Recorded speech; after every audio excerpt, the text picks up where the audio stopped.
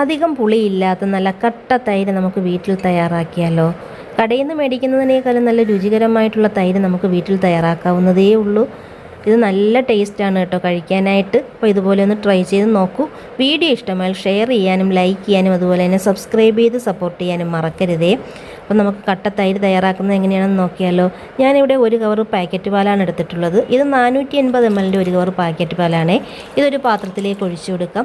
പാല് ചൂടായി വരുന്നത് വരെ ഹൈ ഫ്ലെയിമിൽ വെച്ച് കൊടുക്കുക. ചൂടായി കഴിഞ്ഞാൽ മീഡിയം ഫ്ലെയിമിൽ വെച്ച് ഇതുപോലെ നല്ലതുപോലെ ഇളക്കി ഒരു 5 മിനിറ്റ് നേരം തിളപ്പിച്ചെടുക്കുക. ഈ പാലിൽ ഒട്ടും വെള്ളമൊന്നും ചേർക്കരുത്. നല്ല കട്ടിയുള്ള പാലെടുക്കുകയാണെങ്കിൽ നല്ല കട്ടി തൈര് കിട്ടും കേട്ടോ.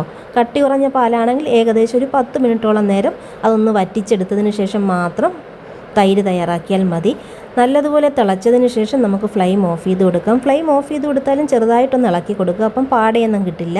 എന്നിട്ട് ഇതിൻ്റെ ചൂട് ചെറുതായിട്ടൊന്ന് മാറി വരുന്ന സമയത്ത് ഒരു പാത്രത്തിലേക്ക് 1.5 ടേബിൾ സ്പൂൺ തൈര് ഒഴിച്ചു കൊടുക്കുക.